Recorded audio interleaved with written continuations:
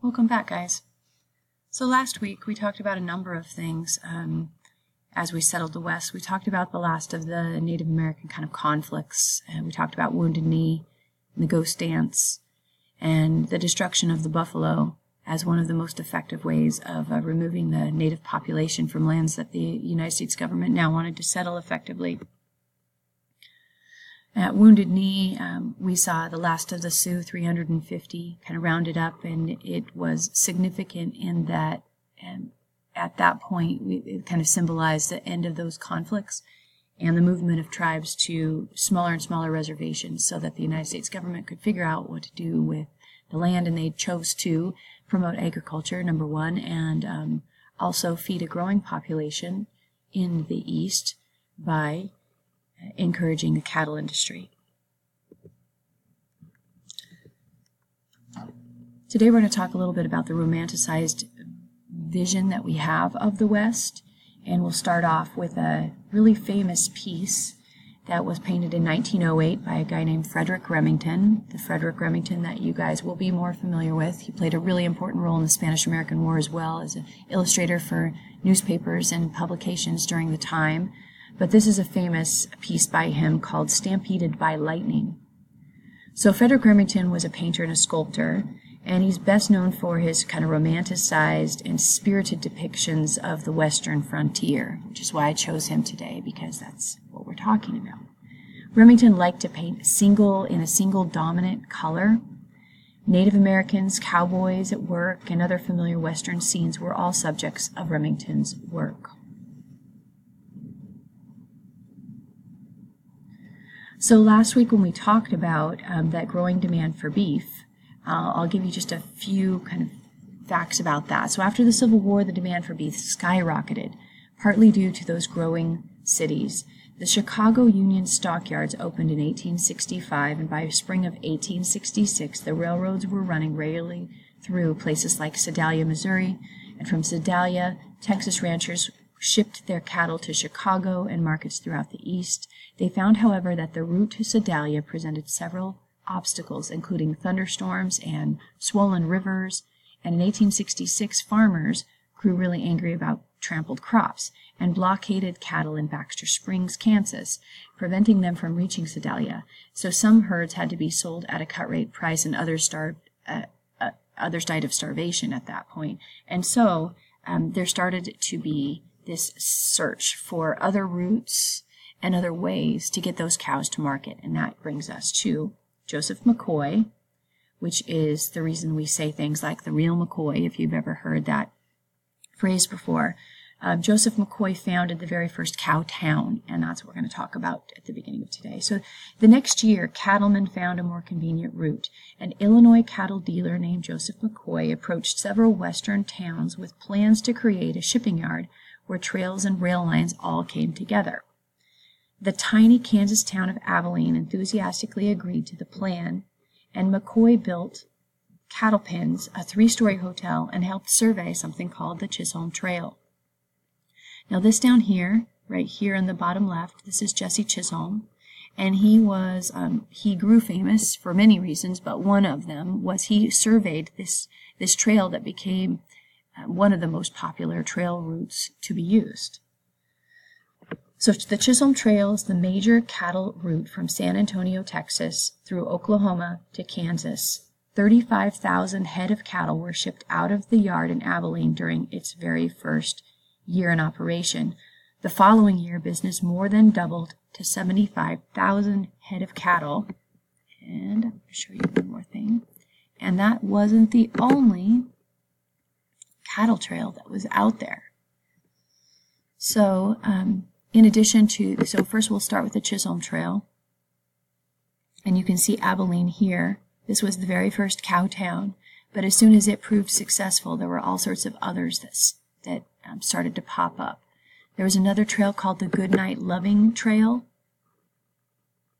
that went all the way to Cheyenne, near Laramie. The Sedalia and Baxter Springs Trail, which we just talked about, caused some conflict and had obstacles presented. This was the first time that farmers started to fight back against these cattle drives, and that's going to lead us into section 3 of this chapter, because those fights bring all sorts of changes that you guys are familiar with today, but you don't know that they're related to this time period in history. And there's also something called the Western Trail. So these all get surveyed, and the reason that these trails are so important is that they're surveyed for safety, obstacles, water supply, and grasslands, because as these cattle are being pushed, they're just feeding. Feed isn't being brought on the trail with them. These thousands of heads of cattle have to have ways to feed along the way. And so these routes are really carefully selected.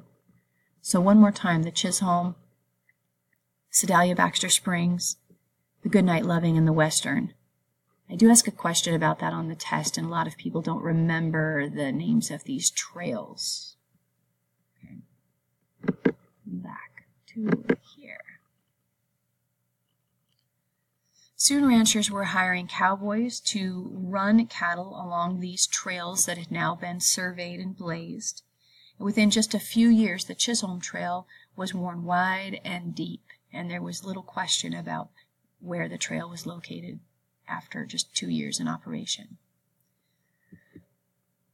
So the meeting of the Chisholm Trail and the railroad in Abilene ushered in this heyday of a cowboy. As many as 55,000 cowboys worked the plains between 1866 and 1885. Folklore and postcards depicted the cowboy as white, although about 25% of them were African American, and at least some figures say as high as 33% were Mexican. And so actually the minority of cowboys would have been white. The romanticized American cowboy of myth rode the open range, herding cattle and fighting villains. Meanwhile, the real-life cowboy was doing work non-stop. A day's work for a cowboy usually was between 10 and 14 hours a day on a ranch, 14 or more on the trail. Alert at all times for dangers that might harm or upset the herds. Some cowboys were as young as 15. Most were broken down by the time they were 40. A cowboy might own his saddle, but his trail horse usually belonged to the boss. He was an expert rider and a roper. His gun might be used to protect the herd from wild or diseased animals rather than herd or chase outlaws. So how about the long drive? How did it work? The cowboy season began with a spring roundup in which he and other hands from the ranch herded all the longhorns they could find on the open range into a large corral. They kept the herd penned there for several days until the cattle were pretty hungry and that they would prefer grazing to running away. And then the cowboys sorted through the herd, claiming the cattle that were marked with the brand of their ranch and the calves that still needed to be branded. After the herd was gathered and branded, the trail boss chose a crew for the long drive. This overland transport or long drive of the animals often lasted about 3 months, and a typical drive included one cowboy for about every 250 to 300 head of cattle. A cook also drove the a chuck wagon and set up camp, and a wrangler, thus Wrangler, jeans, wranglers, who cared for the extra horses. A trail boss might earn $100 or more a month for supervising the drive and negotiating with settlers and Native Americans along the way. During the long drive, the cowboy was in the saddle from dawn to dusk, slept on the ground and bathed in rivers, risked death and loss during every drive, especially at river crossings where cattle were often hesitant and some were swept away. Lightning was a constant danger. Cowboys piled their spurs and buckles and other metal objects at the edge of camp to avoid attracting lightning bolts, and thunder or even a sneeze could cause a stampede. Legendary figures like Wild Bill Hickok is down here, and Calamity Jane, whose real name was Martha Jane Canary, never dealt with cows, and we're going to look a little bit at that in just a minute. Oftentimes, these numbers up here appeal to the cattle head themselves. So oftentimes, the head of cattle could be bought on site for maybe $4 a head, something like that, and you could grow your own herd. They could be sold on the other end for a range of $25 to $40 per head. So 250 is considered kind of a small cattle drive. 2,000 was more of an average, and the largest cattle drives could range up to 15 1,000 head of cattle, if you can imagine that. The Texas Longhorn had that spread of horn from 4 to 7 feet wide, which is pretty amazing, and 1,200 pounds on average at a full length if they could keep them healthy to be sold on the other end. So these legends of the West, the people that we kind of consider cowboys or that we hear about and think of as cowboys, like Wild Bill Hickok and Calamity Jane, Buffalo Bill, Jesse James, Cass, those people never actually dealt with cattle. The last 3 minutes, I'll show you a piece about Wild Bill Hickok and Jesse James and I think Wyatt Earp. The end of the open range came almost as quickly as the cattle herds multiplied and ranching became big business. It was just really about a 40-year time period that we're talking about. The cattle frontier met its end because of overgrazing of the land, just happenstance around extended bad weather patterns, and at the same time, a guy named Joseph Glidden, whose patent is here on the left, invented barbed wire.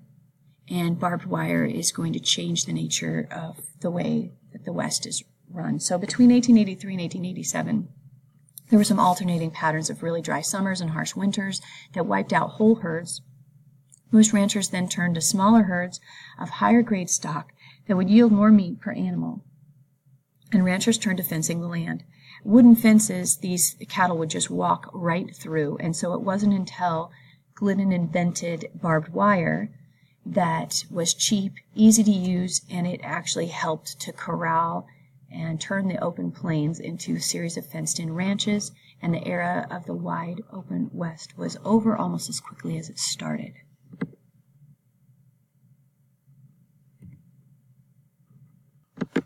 Wild Bill Hickok, law enforcement. Wild Bill Hickok was a frontiersman, Army scout, actor, and lawman who helped bring order to the frontier West.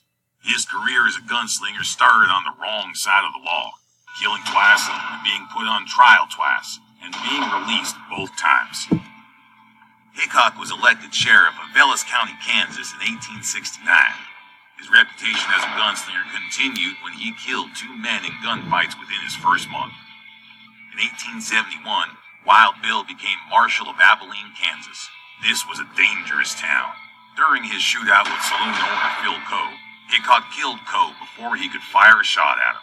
Hickok then accidentally fired 2 shots at his deputy, Mike Williams, who he mistook for an outlaw and killed him. He would regret this accident for the rest of his life.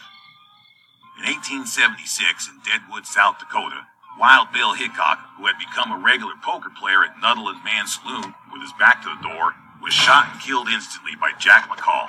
The cards he was holding at the time were a pair of black aces and a pair of black eights, which became known as the Dead Man's Hand. Billy the Kid, hired gun. Billy the Kid spent most of his short life in and out of jail. He was a gunslinger in a feud between 2 factions in which both sides stole from and killed each other. Billy the Kid would participate in the Lincoln County War in New Mexico on the side of Englishman entrepreneur John Tunstall and a vigilante gang called the Regulators, who formed after Tunstall's murder. They were in conflict with the gunmen who supported Dolan, a businessman who had opposed Tunstall. After the end of the conflict and his escape, Billy the Kid, whose real name was William Henry McCarty, was accused of killing a number of men and became a fugitive. In 1878, the governor of New Mexico offered safety for Billy if he surrendered. However, the district attorney turned on Billy once they had him in custody. Billy escaped from jail, but 3 months later was shot by Sheriff Pat Garrett while sneaking into a house at night. Jesse and Frank James, train robbers. Jesse James was a bandit who was sympathetic to the Southern cause. He and his brother Frank fought against Union soldiers in the American Civil War and made raids on anti-slavery towns. After the war, they robbed banks and formed the James Gang. After robbing more and more stores, stagecoaches, and banks, the gang moved on to robbing trains, gaining a high price on their head and becoming nationally famous sentences. However, the James boys escaped. Jesse wanted to keep robbing banks and was assisted by cousins.